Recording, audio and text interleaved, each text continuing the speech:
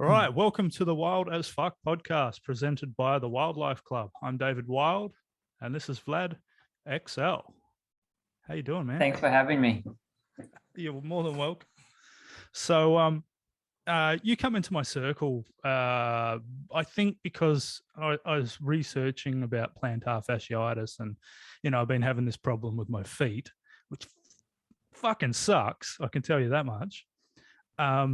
And mate, I was amazed at the amount of, you're like the Perth version of David Goggins sort of thing. Yeah, probably not to that extreme. Definitely not. I think I'm a lot more sensible with my distances. But definitely run a lot for sure. But compared to David, I spent a lot of time making sure that my body is strong enough to take all the punishment that running brings. Yeah, he just went in there and broke shit, didn't he? Yeah, he just did it like, he just mentally so strong that didn't really matter if he was broken or not. He just kept on going. Where for me, I guess because I was a sponsored athlete for so long, I needed to make sure that I race on regular basis and win races as well. That's part of the job. So I spent a lot of time, researching, learning, developing strength exercises, recovery methods that I was able to run pretty much like for the last 9 years. I would say that I've ran on average about a half a marathon every single day. So nothing as crazy as 200-mile races that David has done. But, I've been running consistently pretty much every single day for the last 9 years, which, was more important to me than doing a 200-miler once or twice in your life. So for people that aren't in the running game, what's a half marathon? 21K. Okay, 21K, and how many mile? 13 miles, 13, 14 miles. Okay, that. so you're running that every day. Yeah, pretty much. If I break down the amount of running that I've done for the last 9 years, I'll be on around 20, 21K every single day of the year. So like every single day. Wow. Do you use Garmin watches or Whoop straps or? Basic Chorus watch. I've been sponsored by Garmin for the last few years, but yeah, that kind of fell off as well. So yeah, Chorus sent me a watch, so I'm using that one now. Okay. Have you tried Whoop? Whoop, no. Okay. I've heard of it, but I've never tried it. Yeah, it's different because you don't have a display screen, so but it does. It kind of tracks. It does quite a lot of stuff that Garmin doesn't, including. I think the depth that it goes into the sleep analysis is really good, which I don't think Garmin does to quite an extent. Yeah, there's a few different things, but I'm waiting for them to send me out another one. I've lost the battery for this one, but yeah. How did you get into running to start with? I was a pretty unhealthy student, just about to turn 25. And just before my 25th birthday, I pretty much didn't want the next quarter of my life to be so unhealthy. So I just signed up for a marathon, and you got addicted to that finish line feeling. I don't know if you've done many running races, but that feeling at the end of a running race is incredible. Like you're on an incredible high. Achievement and unlocked. I've never really sorry? Achievement unlocked sort of thing, Yeah, like the most basic achievement of like setting yourself a goal of running from point A to point B. Yeah. And kind of getting to that point, I was just addicted to that. And that was nine years ago, and since then I probably would have done close to 300 races, just chasing that feeling, like just racing once, twice every single weekend. That's amazing. So you said you're an unhealthy young man, 25.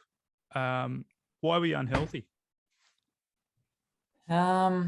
I think, kind of studying and being a student, and, some of the friends that I would hang around with, we would drink a lot. I was working in hospitality, so like smoking was like, a normal thing. This is going back like 10 years ago. It's definitely better in Australia right now, but yeah, I was smoking a packet of cigarettes a day, um, drinking a lot. Like, my best friend is in AA, still till now.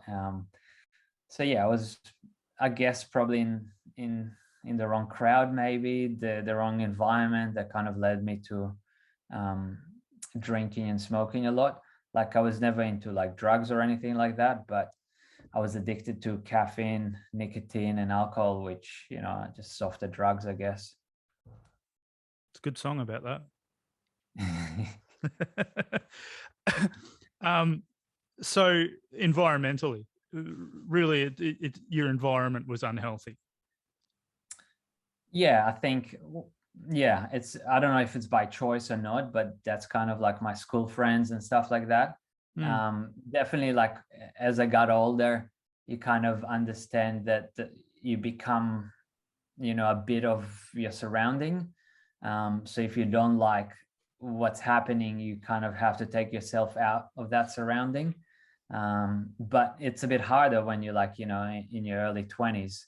But it just kept, like, it was fine when you're like 18, 19, but then, kind of 24, I was kind of feeling like maybe I should be stepping out of this unhealthy loop of kind of lifestyle that I'm in. So I was happy to step out of it. And once I stepped out of it, suddenly, my life just became healthier because of the choices that I was making. So suddenly I had new friends that they were runners, so we'll wake up early to go for a run together. So that meant that I wasn't staying up as late, and, I was a bit more sensible with my drinking and sleep hours and, whatever I was doing. When you started coming into this new world of running and you had these new friends and stuff, did you consciously leave anyone behind? Consciously leave any friends behind? Yeah, definitely. So like, yeah, my best friend back then, and kind of that group of people, I just lost contact with them because I just realized that they were not great for me, I guess. And I think over time they've improved. Obviously, they kind of grew out of that phase as well. But I was happy to kind of leave that place and time and people, which, I guess for me was, yeah, being scared that I'm going to wake up too late.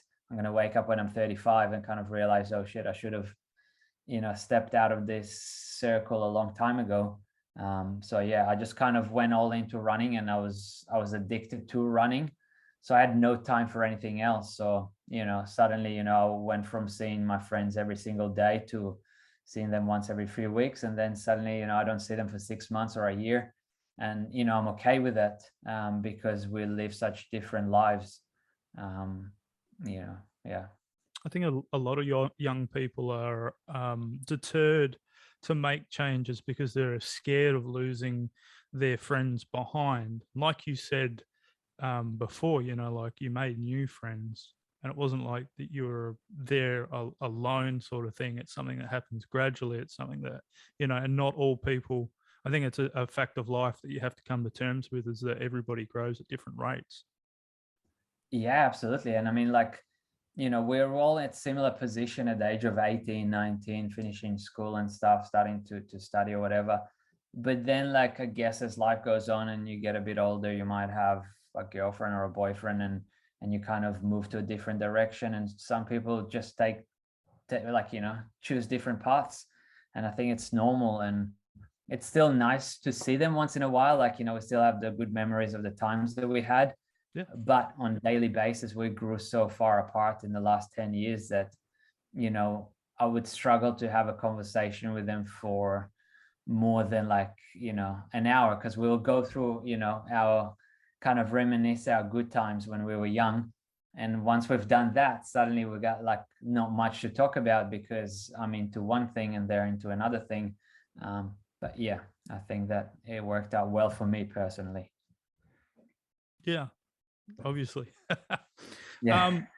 So when you started running and you were getting addicted to this feedback loop that is just pumping positivity into you, like, you know, you're getting this endorphin spike every time you cross that finish line. Were you good straight away? Like, is it something that you found a bit of a natural rhythm to? Yeah, I mean, I definitely, you know, kind of growing up as a sporty kid, I kind of found running, you know, fairly not easy, but like, you know, doable. And I was doing fairly well from the beginning. So that just led to like more wood in the fire. So the better I was doing, the more addicted I was to it. So it's like, wow, I'm winning. You know, I got a trophy, I got a medal.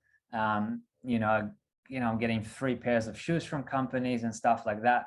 You know, I'm top of the world. So I think that that kind of definitely helped, you know, my commitment levels to grow, where maybe if I would have done few races and I would have finished last, you know, something in my head said, well, maybe this is not for you, you should try something else or go back to the pub, you know. So luckily, that sport kind of worked well for me, and I was able to see some kind of a success early on, and that led to, yeah, being more laser focused on the sport and just improving with time.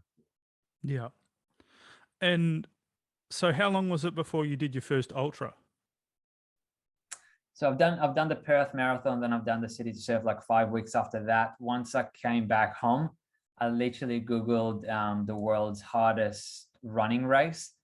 And one of the, obviously there's a lot of them, but one of them that came up was a 250K self-supported race through the Atacama Desert in Chile.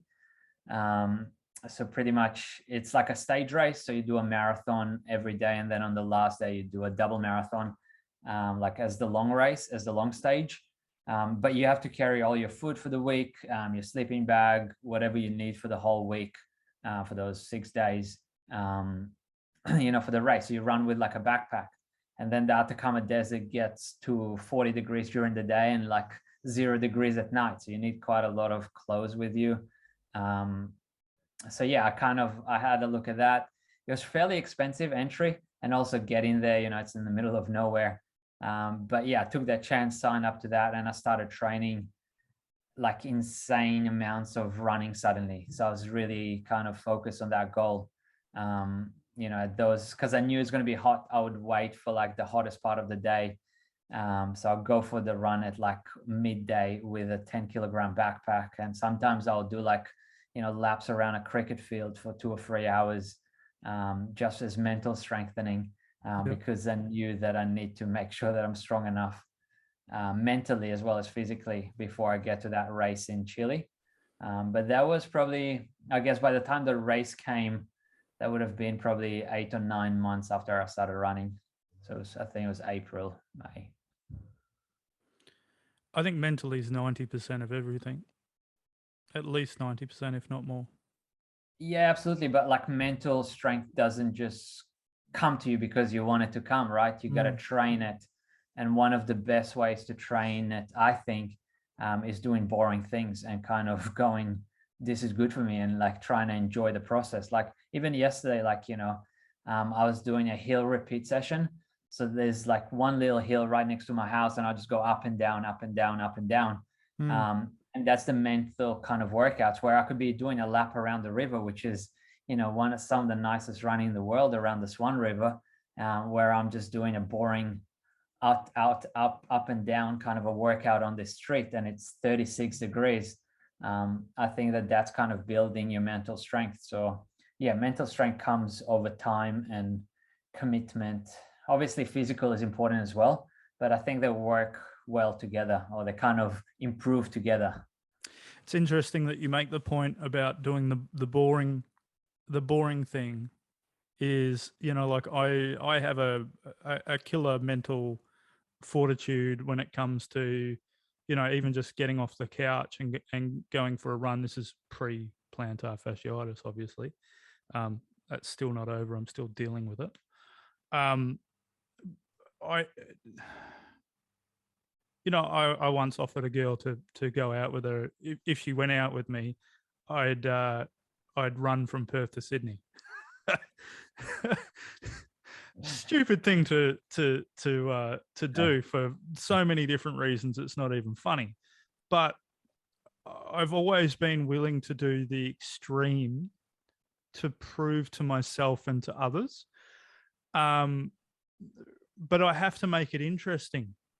So there's the difference there is, like I'm fine going for super long hikes, mountain climbing, all that sort of stuff, but it can't be boring for me. This is, and so perhaps that's a weakness.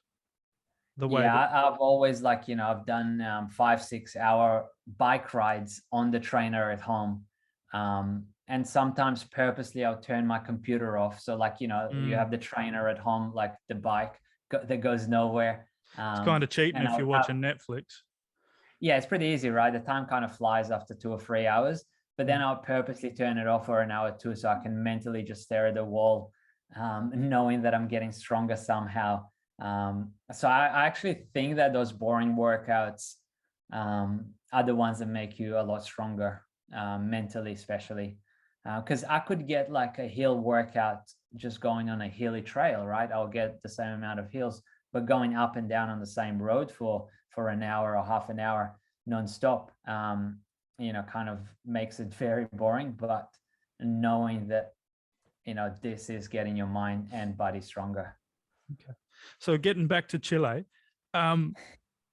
you're doing this preparation. You've done the hours around the oval and the midday. Walk us through, your mental flying in to the country. What's going through your head. I think there was a runner. His name was Ryan Sands. He still runs, and he won some of those 4 desert races. So there's 4 races that they used to do. They still do them. One in the Gobi Desert in China, the Atacama Crossing in Chile. They have one in Antarctica, and another one that they do, I think, somewhere in Africa, or whatever. So he won some of them, and then he got like a sponsorship by Salomon, which is an outdoor brand. So I kind of thought to myself, if I do really well here, I might actually be able to get a sponsorship out of this, and I can maybe take a different direction in life. So I was coming in there like very focused, I was coming in there to win this race because I've worked so hard for it. So I was definitely kind of going in to win, and I was even with you kind of see other runners day or two before the race. I was trying to keep to myself and staying a bit more focused on what I have to actually do in the next week. Obviously, I kind of opened up as the race kind of went on, but definitely in the first few days of this race, I was very, very competitive. Even outside of, because you finish the stage, we might start at 7 a.m., finish the stage by 3 or 4 o'clock in the afternoon, or before that, and then you have a couple of hours before you go to sleep. So the first few days I was really closed and kind of focused. And then as you kind of see the standing in the ranking, then I was kind of opening up a little bit to other people. But yeah, I was definitely kind of focused on winning this race because I thought that it could change my life. Okay. And actually, when it come to the terrain and everything, was there anything that sort of surprised you? I mean, although you've trained so hard, it can't have been easy. No, I mean, the Atacama Desert is like the driest place on earth. It's pretty much like soft sand, salt lakes, extreme dry heat during the day. So your mouth just stays dry, super dry for 5-6 hours while you're running. Yeah. It was extreme. Obviously, it's not like running on a nice flat road. It is a lot slower going on rocks, on soft sands, up, down. So that was definitely a challenge. I think the whole challenge is the whole week of, I went there without my toothbrush because I wanted to save on that weight of because everything that you take with you is going to be on your back, which means that you become a bit heavier, which means that you slow down. So I went to the bare minimum. Like, I was on 2,000 calories a day, which is definitely not enough, but that's how much I want. Like, I kind of wanted to win.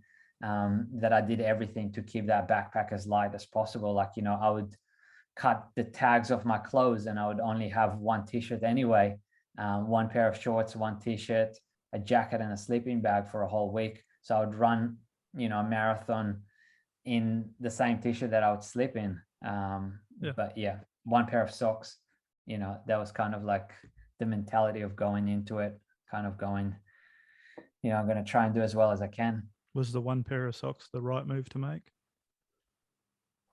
I think it's the commitment to it. Like, maybe it wasn't, but knowing that I went into it with one pair of socks just meant that I'm committed to this. Did you wear through those fuckers?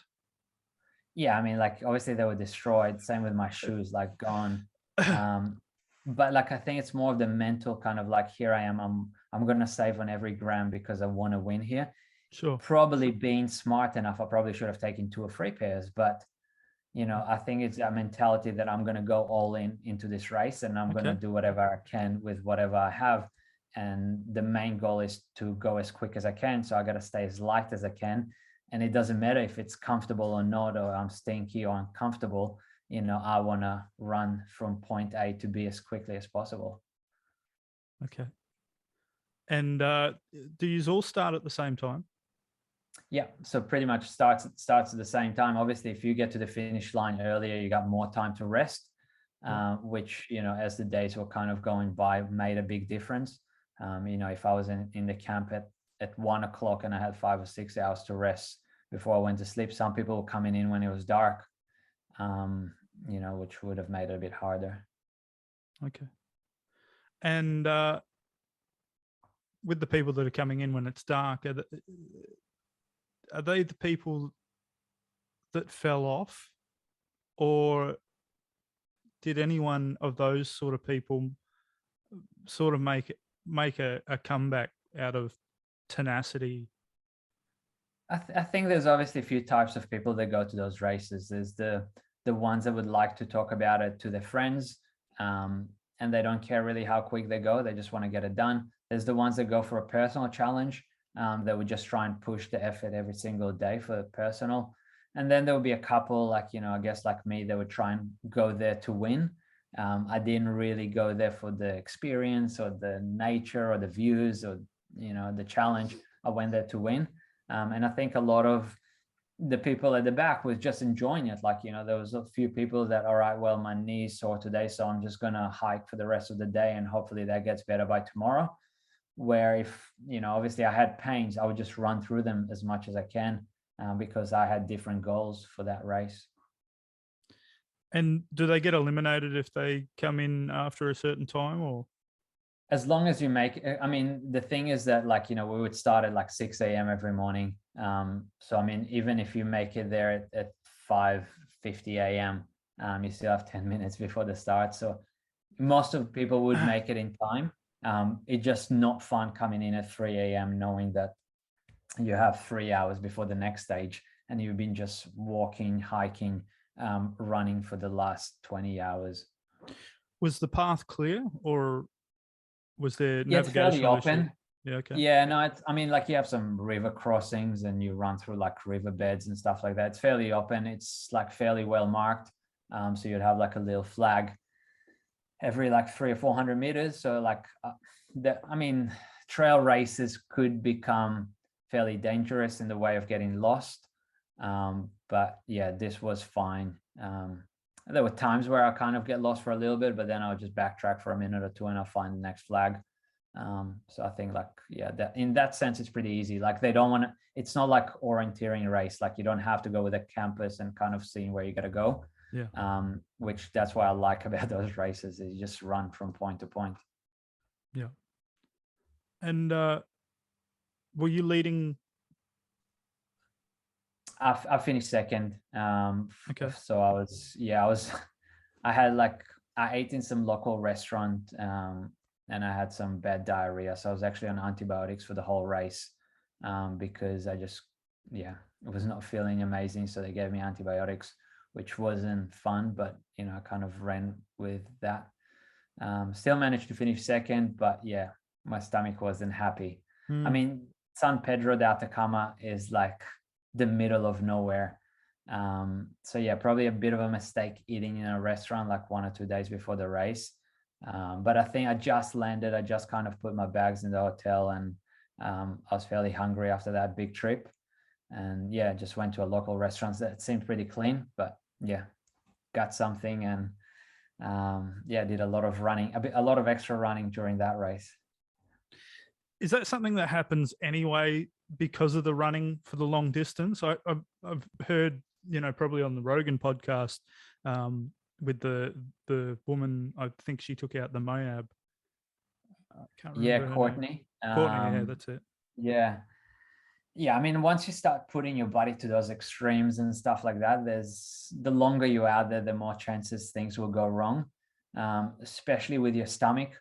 You know, kind of being under the pump for so long and blood flowing into your legs, not to your digestive system, while you still need calories to keep going.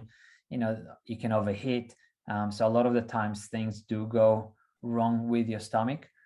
So that's very, very normal, especially like, you know, once you start going over 50K, 60K races, you know, there's a lot of stomach issues for a lot of runners.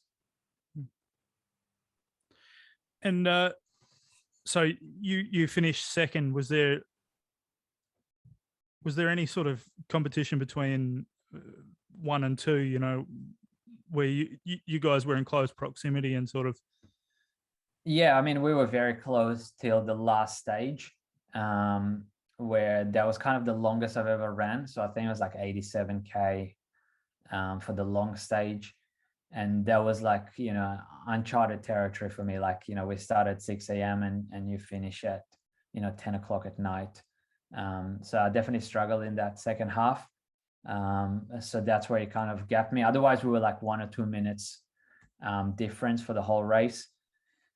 And then, yeah, I won the last little stage. So they do like a sprint to the city, which is like 10K kind of a thing. But yeah, by that time, you already had probably like half an hour on me, maybe a bit more. So yeah, came second. And do you think that that's one of the standout highlights of your running career that you've had so far? I think being the first kind of ultra marathon, it's very fresh in my mind, even though it's been 9 years. You know, since then I would have done, you know, 80, 90 ultra marathon races, and some I still remember a little bit, a lot I forget. But this one being the first one, I feel like it's really fresh in my mind, and you know, I'd like to redo similar races like that later on. But yeah, I think, you know, as you do something more and more and more, it just becomes a little bit less special. But Yeah. the first one, I mean, you always remember a bit more. Did you have any muscle cramps or?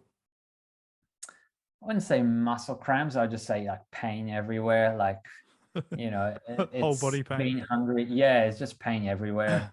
Yeah. There wasn't like an area that hurted all the time. It Okay. was just like, you know, one day would be more my ankle, hips. Next day would be, you know, the knee a bit more. It could be my neck also from carrying the backpack. I was definitely like, you know, I'm fairly skinny now, but when I finished that race, I think I was 57 kilograms. So I lost a lot of weight during that race, you know, about 3 or 4 kilograms in a week. So that was kind of painful as well, like being hungry, but not feeling like you want to eat. Like, you know, you're in the atmosphere of like being in the desert. Everything is pretty dirty and dusty. You're exhausted. You know you should be eating, but you just don't want to eat. You don't have many calories as well. But most days I would even struggle to finish my meal.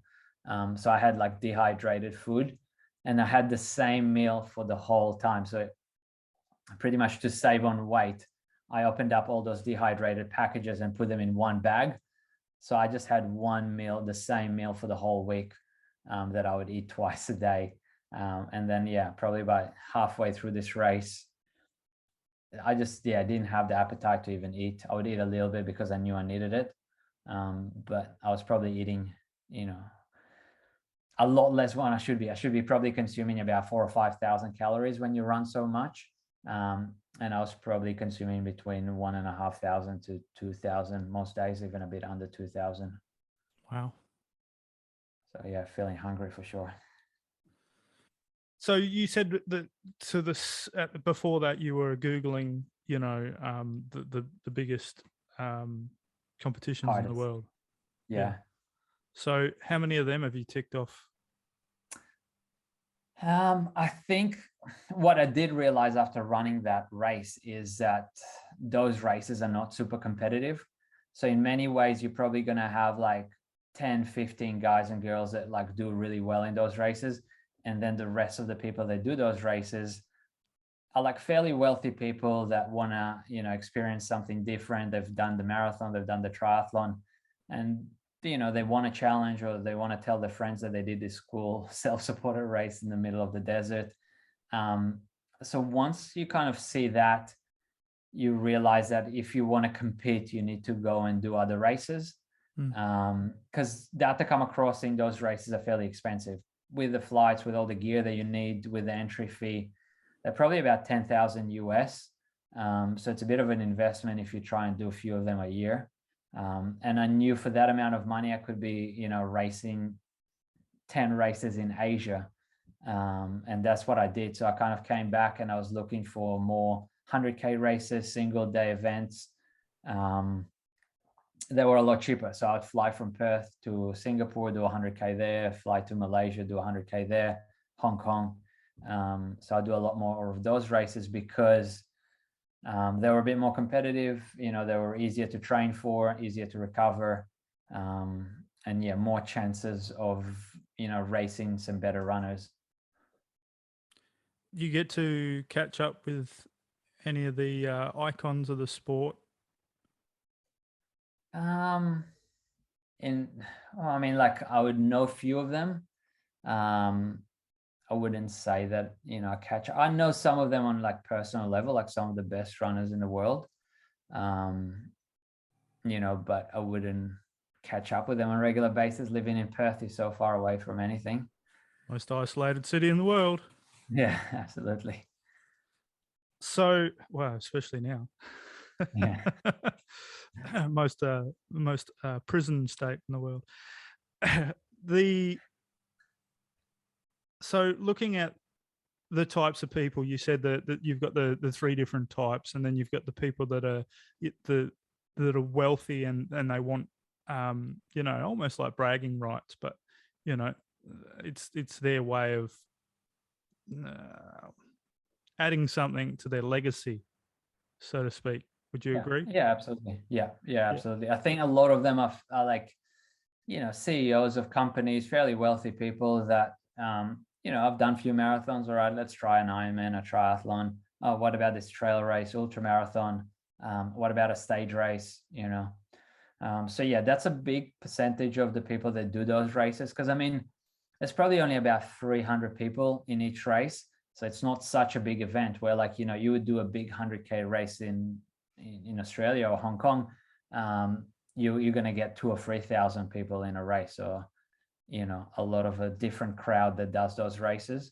But yeah, a lot of people that want to tick off another box, and they kind of, they created this 4 deserts. So a lot of them go and do all 4 deserts, the driest desert, the wettest desert, and so on. So yeah, for them, it'd be a bit more of that.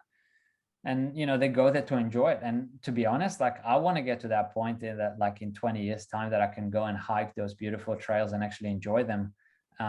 When I did that race, I was so focused on the race that I didn't really see too much around me. Like all I'd be looking for is the next flag. So, I mean, I could have been running, around a cricket field here in Perth, or I could have been running in the Atacama Desert. I was just looking straight down. And that's something that I've been doing, for the last kind of 9 years of racing. Only now that I get a bit older and, I have kind of different goals with my running, I try and enjoy races a bit more. I've ran some with my GoPro to try and like, actually put a bit less pressure on myself to to look 1 meter in front of you and go as hard as I can, where I can actually enjoy it, smile, high five people. So yeah, it's a different kind of mentality. And again, like we started this chat with different stages of your life, where the 25-year-old Vlad wanted to win and get a sponsorship. The 34-year-old Vlad wants to build his company now, and the sponsorship is not as important because I'm in a different stage of my life. Yeah. So those people are on the next stage where they can just go and, go with a couple of their friends, spend a whole week in the desert. And to be honest, like that'll be my dream for like, when I'm 50, 60 years old. So where did the company aspect come into it? Was that something that was born out of necessity, as these things often are, or is it just an opportunity? I think it's an opportunity of seeing, being somebody that, running twice a day, you pretty kind of, you have to be on top of your hydration and nutrition to make sure that your body is doing well. So I just saw a bit of like a gap in the market. I don't have any business ideas. Like I don't like have any business experience. I mean, so that kind of just really slowly kind of developed, and it took a while. I guess if a big company wants to start something up, they put in a lot of money and a lot of time into it, where me and my wife, we just kind of like, went really slow, and it took us like 2.5 years to get our product out, which doesn't sound like a really long time, but still 2.5 years of like sending emails, getting samples, trying different things, testing. It's a really long process. I think me realizing that I want to be able to run forever was definitely in the back of my mind. And with a sport like trail running, you run on uneven surfaces, on rocks, on like, big mountains. Like, I've done some races in China where you go to 5,500 meters. Like you go through some dangerous places where people die. Like I've done races where people die during the race. So, you're always one step away from never, ever running again. Like one wrong step, you fall down this mountain and you might never even walk again. So kind of knowing that, I guess as I was getting older, I was kind of thinking, all right, what is next? What is the next challenge, or what is where I want to see myself in the next few years? So that company kind of started just under 2 years ago. So I kind of came in a good time where I was still competitive. I was still racing. Obviously COVID made things a bit harder. But yeah, I thought that was the right time to build it up, because I didn't want the company to like grow too quickly, because I know as somebody with no experience that I need to take the time and learn slowly as we go. I think that, a lot of those things just take time, and, it's better to make little mistakes early on instead of like, kind of rushing through it and making big mistakes when it's too late. How much does biohacking play a part in your life, and how you implement your nutrition and your dietary needs? Why would you kind of how would you categorize biohacking? So do you follow Ben Greenfield, Dave Asprey? So these guys, talk about infrared saunas, hot cold exposure. I mean, yeah. I mean, in that sense, I mean, I definitely like do those things. So I'll go to the sauna, do the kind of hot cold kind of therapy. I wouldn't say that I'm too deep into it. I think that I go through stages. So there'll be times where I go to the sauna and do 20 minutes on, cold shower, 20 minutes on, for a few months, and then I'll kind of die off it and not do it. I'm not like too crazy about it. I kind of go with how my body feels, and if I'm feeling good, I'll try and sustain that. If something is wrong, I feel like I need a change, then I'll kind of try and look into that, because you can get into a big rabbit hole of trying to like, find those little inches and stuff like that, where, it becomes more of a mission, and then you don't really stay in the moment, I guess. So I kind of trying to find that balance between, I'm already putting so much into my running with training and stuff like that, till like 2 or 3 months ago, I was training 3 times a day, every single day. So it's already a lot of time that I've put into it. So, the last thing that I really wanted to do is spend hours and hours on the computer researching and stuff like that when things were working for me, things were kind of doing well for me. And I stayed at the level that I needed to stay to keep my sponsorship. Yep. And I was happy with that because I knew there's not too much, the ceiling was pretty low in my sport. So even if I got really, really good or a little bit better, it would have not made much of a difference in the big picture. Okay. So you were just talking about, how much time it sort of takes up. And that's a big thing with somebody that's wanting to remain competitive, be competitive. Is your wife a runner? She used to be a runner. When we met, she was a runner. I guess as life kind of goes on, it's pretty hard to stay committed to this sport because you have to do it almost every single day, if you want to be racing and doing well. And I think if you can't do it every single day, you go, well, I might just try and invest my time in something else.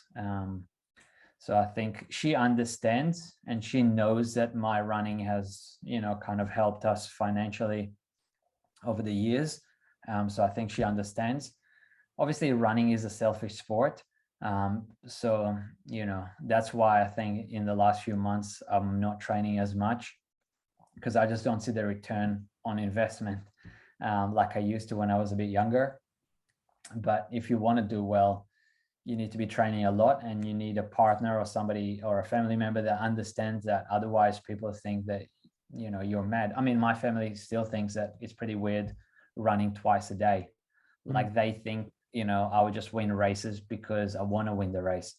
You need to train and you need to do it every single day. And in running, you got to do it twice a day. Like there aren't any good runners out there that don't train twice a day. And we're talking about competitive runners, like, with all the respects to like David Goggins, he's a good runner, but he's not winning races. Like, I remember like reading about Dean Karnazes.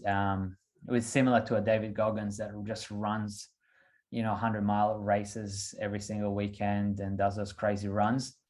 And then I would run the same race that he did. I will have a look at my time compared to his time and I would beat his time by like 5 or 6 hours. So I think that there's 2 different levels. And I think because David and Dean were able to tell their story so well, they're a lot more famous than the guys that are actually training 2, 3 times every single day, a lot more naturally gifted, than those guys, but, they don't see the same kind of success or praise from other people. Cam Haines. Yeah. I mean, there's a lot of like, even in my group, like I train with some incredibly good young athletes here in Perth, and they're a lot better than me in some aspects of running, especially in like the shorter distance. But I have a bigger social media following. I had way better sponsorships, because I was able to do the things a bit outside of running. So I'd still train hard, but then I would still put time aside to, share some knowledge or give some strength workouts and stuff like that. So I think there's that kind of balance, being an athlete in a sport that doesn't make much money, where you have to kind of juggle those two. So there's a triangle. There's a triangle of like being effective when it comes to regular employment, and it's showing up on time, being good at your job, and being liked by the people that work with you. So I imagine that there's a different kind of triangle, that applies to sport. Isn't just sport; it's entertainment as well. So, you have to have these things that are attributed, like a fighter that might not be very good in the UFC, but he's incredibly engaging with his audience, is worth more money than a fighter that's very good and doesn't have an audience at all. Yeah, absolutely. And marketing has been changing in the last 10 years, and we're seeing that triangle that you're talking about is you know, those kind of edges of that triangle. Some people like, you know, one thing is a bit longer than the other edges. Especially in a sport, like let's say if you're a basketball player, right? If you just have skill, you would be making enough money to kind of live on really well. If you're playing in the NBA, you do well. You don't even have to do any social media, don't even be likable. As long as you're playing well, you know, that one angle of your triangle is long enough to keep this triangle stable. Well, the saying that goes with that, and the reason that that was developed was that the person that was, it was like a TED talk, but he was saying that you only need to be good at 2 of the 3 things. You can be completely trash at the 3rd thing, and it doesn't matter. You know, obviously to be excellent, you want to be as proficient as possible at all 3, but you know, you only need 2 of the 3. I don't advise the people not liking you thing. I don't advise being trash at that though, because that's just not good. Yeah, I mean, I think obviously in sports a bit different than like a normal kind of a job, but I guess like somebody with a perfect triangle could be somebody like a Roger Federer, or somebody that has the skill, has the people's talent, and you know, has the likability to build a really big triangle. You know, so yeah, in a sport of ultra running, which is a tiny sport with hardly any money, you have to develop this triangle, like pretty strong triangle, to just survive. Otherwise, you know, you need to be putting extra hours in other areas just to survive. Yeah. But you have people as well, and you know, like let's say it was on the triangle, it was people, you know, the people in the sport liking. You've got people like John Daly and stuff like that in golf, whereas their explosive character is actually part of the appeal when it comes to the sort of marketing. You know, people that, you know, go off tangents. Who's the tennis player that's always smashing the rackets? And Nick Kyrgios. Yeah, possibly. I'm not. I think there's so many of them. I think actually in the last week, tennis is more popular than it's ever been. Yeah, right. Yeah, this Australian Open is going to do well. Yeah, well, there's more eyes on the sport. A lot of people I know that don't give a flying fuck about tennis, they're paying attention right now. Yeah, that's right. So maybe that was a ploy. Maybe, you know, any publicity is good publicity. Who knows? Who knows? Yeah, that's right. Definitely. Might be the most successful Australian Open of all time. I hope so. Are you an avid tennis fan? I used to be. I was a good tennis player when I was young. So I moved to Australia when I was 14.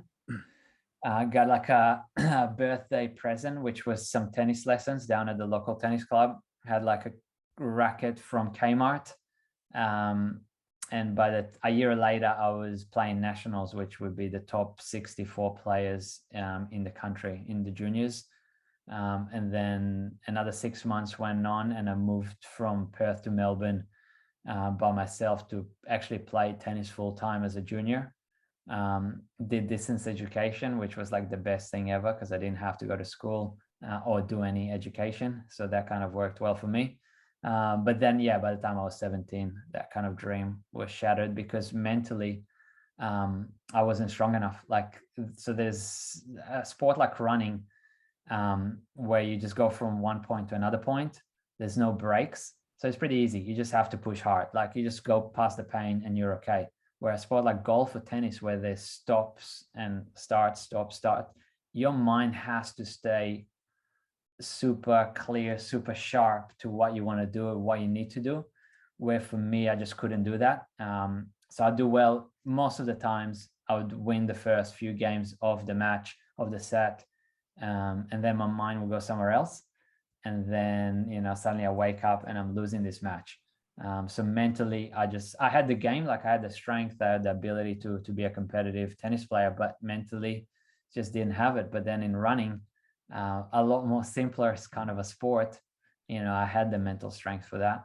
Do you think that you could go back now, having forged your mental aptitude and, you know, been almost made in the fire throughout through the ultras and all that. Do you think that, you know, you could have applied that science of the mind to tennis? If I Or do you, went back to the age of 15 right now, I think that I'll do a lot better. I'm not sure if it'll be good enough to make it to the top of the tennis world. But definitely you kind of you learn from that experience. So I didn't even realize till, you know, 10 years went on, and then you kind of go, wow, this is where I made all those mistakes, mental mistakes. Because I was training hard, like, you know, even as a 15-year-old kid in Melbourne, you know, my parents were still in Perth. I would wake up, I'll be at the tennis courts at like 6 o'clock in the morning before they open up the academy. I'll be already in the gym training, and I would stay till it's dark, and then I'll go home and I'll do that every single day. So I had that ability to work hard, but yeah, back then mentally I just wasn't there. Like my mind just wasn't focused, not on tennis. I was focused on tennis. I wasn't focused on the matches. I wasn't focused on every point as it comes. I was thinking about the next point rather than playing the, you know, whatever's happening right now, which is, you know, I mean, obviously you see that in amateur golf and amateur tennis, where they do well for a few shots and then suddenly, you know, they're missing tennis balls, and that's that mental focus that is needed for those sports. Do you think that you're genetically gifted as a human being? Do you think you won the genetic lottery? Not as extreme as other people, but definitely I was fairly lucky. You know, I think that I always said that my kind of luck was the ability to work hard. But then again, like, you know, my dad ran the first 100K race in the Soviet Union in 1973. So he was a runner when he was young. He kind of stopped when he was probably about 20 years old because he had to go to the army, got married, and, you know, in the 70s in the Soviet Union, you don't see people run on the streets unless you steal something or you're running away from somebody. So he stopped running at the age of like 20, 21. But he was a good runner as a young kid, as a junior. So some of it definitely kind of came to me now. But yeah, I think my main strength is the ability to just do the boring stuff, like we said in the beginning, and just work hard every single day, which I never had a problem with. Like, I always enjoyed it. So there's a difference between doing it and enjoying it. There's a massive difference. I think I enjoy the process. You know, maybe obviously I don't enjoy every single run. Like, you know, a few weeks ago it was 45 degrees in Perth, and, you know, I would still go out running every single day. You know, even in the morning when it's only 35, I would still be running. It also rained the day after that as well, which is fucking bizarre. Oh, it's been weird. But yeah, I mean, like, you know, it's not enjoyable all the time, like, you know, but I know that I enjoy the process of getting fitter, getting stronger, and then seeing the fruits of that work when you race and you do well in races. So that kind of keeps me motivated. You know, if there weren't any races, I probably won't be running. To be honest, I'll do something else that I could see some other value that I'm getting from.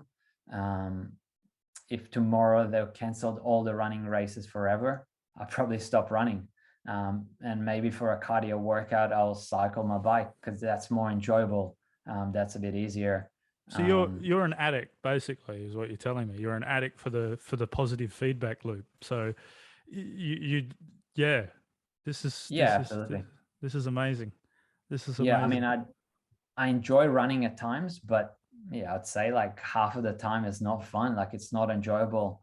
You know, doing hard workouts, it's fun doing them once, twice, 3 times, but, you know, 10 years and you do the same workouts, the same runs on the same paths, you know, that it has to be some kind of a goal to it.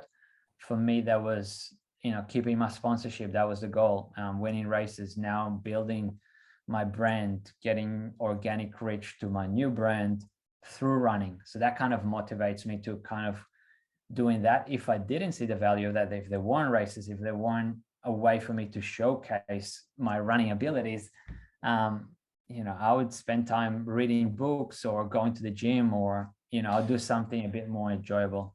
I suppose in that regard, it's made it easier for you to gamify your path to success, because you've got all these races laid out in front of you. There's a clear path that you can delineate. You can go, right, well, like the better I do in this race is going to set me up for the next race. And, my social media or, my marketing reach, at a certain point, if I get good enough and my reach is broad enough, like I can implement some type of business or consultancy that, will work its way into my life and have a multiplier positive effect on my life. Absolutely. And I think, it's all about reach and attention. And if you win races, you bring some attention onto you. And then if you have a product that, you could sell in that market, then it's a win-win situation. And obviously, that has been my tactic. That's why we third week of January and I'm going to do my third race this week. So, of the year. Well, having your own product. Having your own product is virtually sponsoring yourself. Absolutely. So I think that instead of 6 years of sponsoring being sponsored by the North Face and putting all this hard work to build their brand, it's definitely a lot more rewarding knowing that, hey, if I win this, the logo is going to get seen by an extra 100 people. That's branding, marketing that will build this brand that I've been working so hard on, which is my own. And like the North Face, as much as I enjoyed my salary as a full-time athlete, I knew it would come to an end. And, COVID hit and suddenly I lost my sponsorship. So it kind of left a bit of a hole in me because I've worked so hard for this company, trying to give them as much value as I can as an athlete.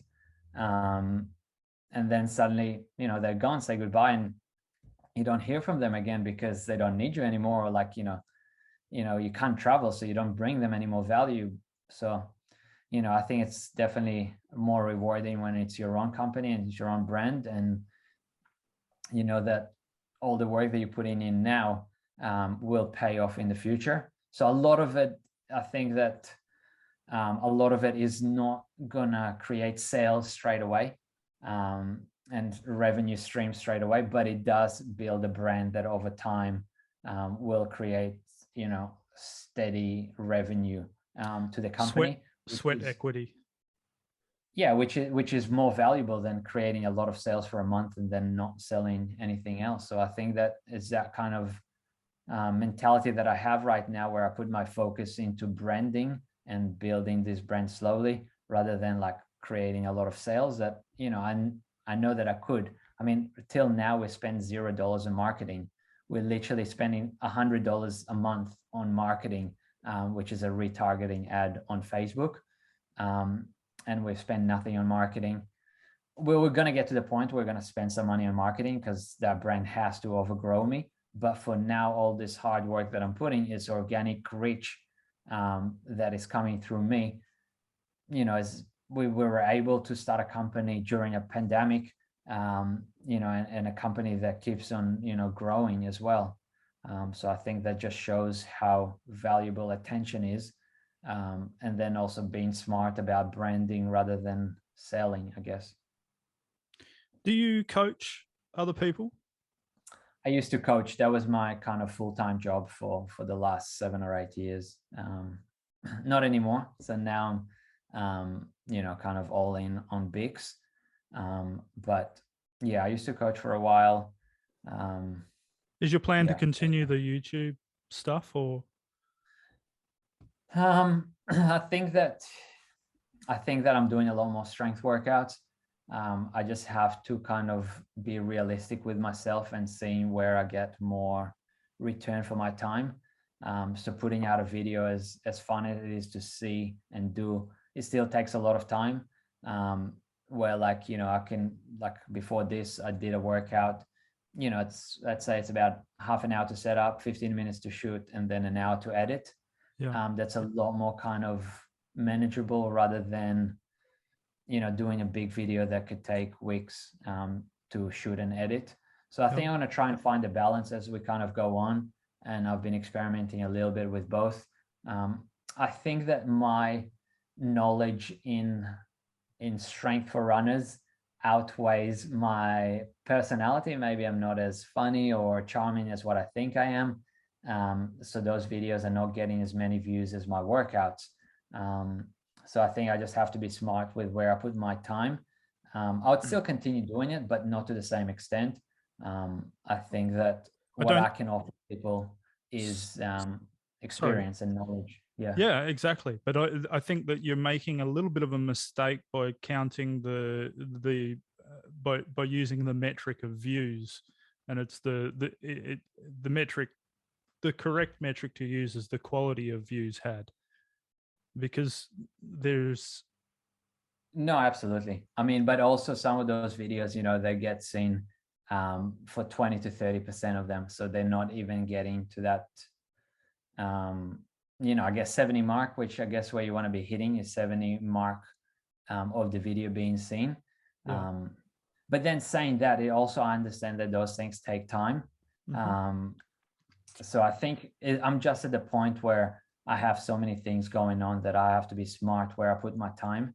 You know, I'm not saying that I'm closing that door on those racing vlogs and stuff like that. Actually, that's something that I do want to do. And I think that I'll be doing a lot more of those once I can travel again. Because I mean, there's so much you can shoot in races in Perth and stuff like that. So yeah, I think for now, I started like a separate channel for the strength workout, so I can keep it kind of clear and simple, where it was getting all messy. So yeah, trying to do it a bit better with better sound, better lighting, you know, better structure to the workouts, and trying to give people some value that, you know, personally, I've been running for 9 years and I never had an injury, and I can only bring it down to consistent strength work, consistent mobility work, you know, staying on top of my diet most of the time, staying on top of my sleep most of the time. So I think that, yeah, if I can give a bit of value to some people through strength work and people knowing what they can do at home, I think that's a win-win situation. Yeah.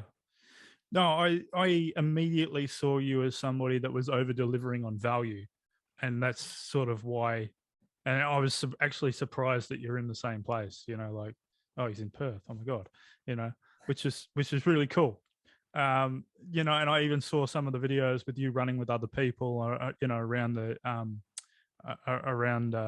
Swan River, and running with the young fellows, you know, and the relationship and that you guys have, you know, and I saw that as another positive. And these things, you know, like I think if I hadn't have seen you in the way that you present yourself, you know, someone that was, you know, funny or charming or whatever, it wouldn't have the same effect, because you know, like, you can have someone that's funny and charming and also be the runner, but you know, the authenticity is what shines through, and your authenticity, I think, is actually delivering value from what I've seen, you know.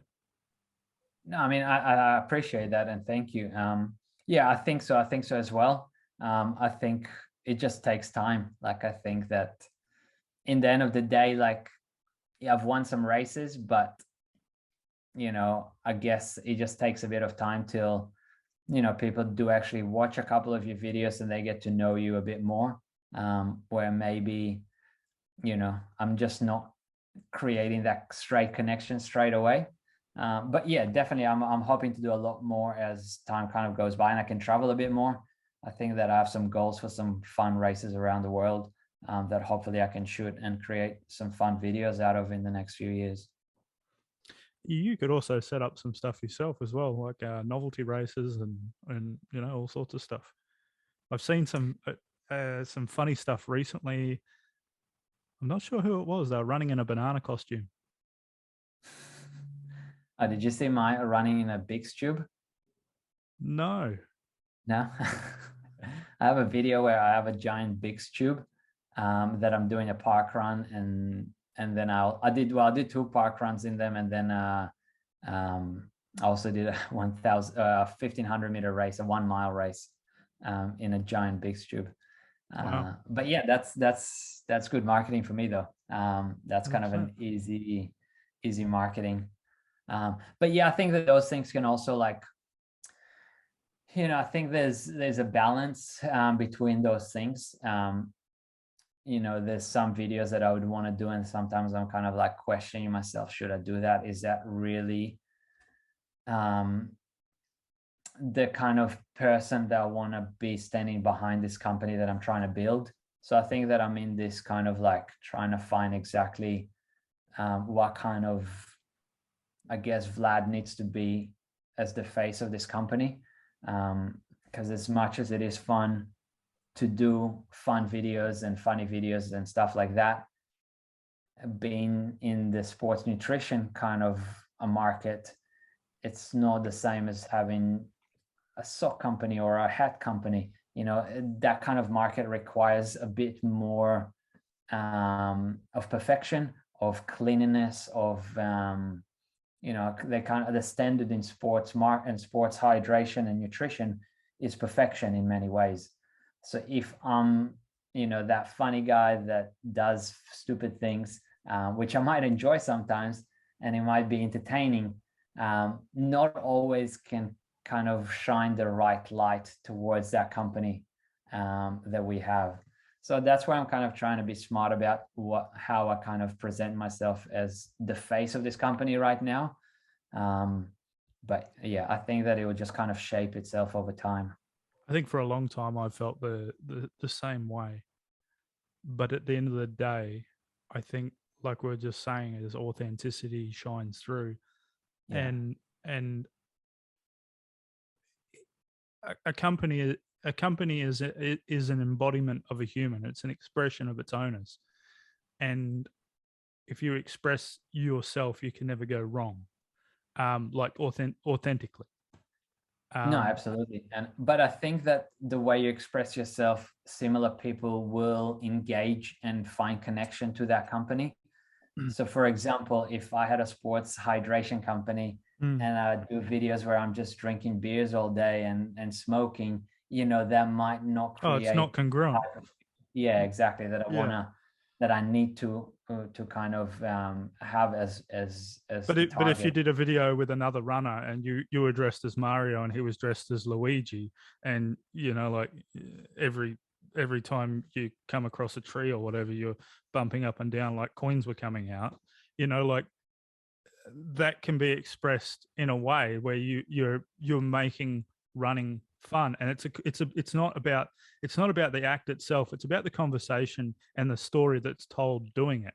Like there's a way to spin things or add personality to things that doesn't have to be cheesy or not taking things seriously. It can add a positive effect, but it's about navigating that story loop where you can express to people, look, like we do the best we can as a nutrition company, but the implementation is like you have to add a bit of fun every now and again, and that's what we do, as a person, as a runner, as a what, this is what we're doing. So you're adding that.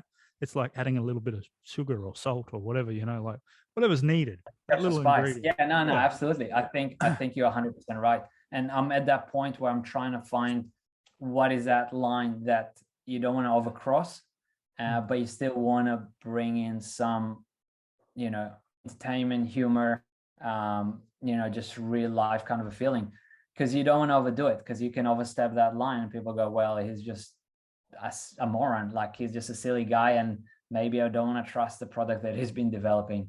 So I think that that's where I'm at, where I'm trying to find that balance that kind of, I think, should shine through, or realistically hopefully will shine through over the next few years. Yeah, I think what's important though is people come in and they see you like I've seen you, and basically like they can see that the value, or they come in through seeing something that it might be a little bit cheesy, a little bit gimmicky, and then they see the other stuff and they're like, oh shit, this guy isn't like it one's like a lead magnet or a bit of bait. It brings them in, and then they see the rest of the stuff that's that's the value ladder that's just you like I don't run like you run, and I watched fucking 4 of your videos back to back pretty much. Oh, thank you. I got no interest in going out and running like a half marathon or every day. You know, and the thing with me, I'll go and do it once. I'll be that guy that does it to add to his legacy. Fully, I'll admit that all day. You know. No, I think you're right. I think you're right, because it kind of brings different people from, you know, different angles. And that is, I guess that's a good thing about being, you know, doing a bit on both sides of value, in one sense, which is basic strength for runners, and then the value of telling a story or adventure or some humor. Yeah, and I've been enjoying it. That's the thing, that both of those areas of content creation are actually fun for me, because the strength work comes as an interest to me, like as something that I've been very interested in for the last 8 years, and I still learn and develop those kind of areas. And then kind of my personal side, which is, you know, somebody that does enjoy traveling and racing and hopefully is a bit funny sometimes. So yeah, I guess that's the fun bit about trying to do a bit of everything, that you can kind of experiment with a few different types of content. Awesome. All right. Well, look, I think we'll wrap that up there. It's been awesome talking to you.